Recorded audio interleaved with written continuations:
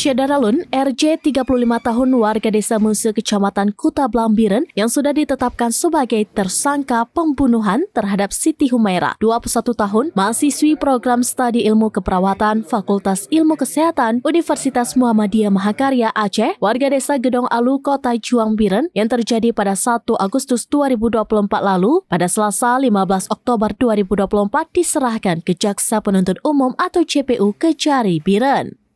Penyerahan tersangka disertai barang bukti, diantaranya 1 unit mobil langsung dibawa ke ruang penanganan tindak pidana umum. Tersangka memakai baju tahanan, kedua tangan diborgol dan didampingi sejumlah anggota Satreskrim Polres Biren. Tersangka langsung dibawa ke ruangan khusus dan dimasukkan ke dalam sel Kejari Biren. Beberapa saat kemudian, Kasipidum Kejari Biren Firman Junaidi dan JPU Leni Fuji Lestari memeriksa berkas yang diantar Satreskrim Polres Biren serta barang bukti.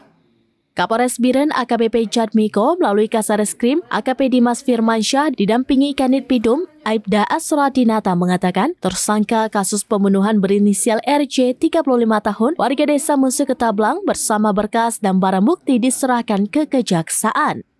Berkasnya sudah lengkap dan masuk dalam kategori P21 dan sudah diterima JPU untuk proses lebih lanjut.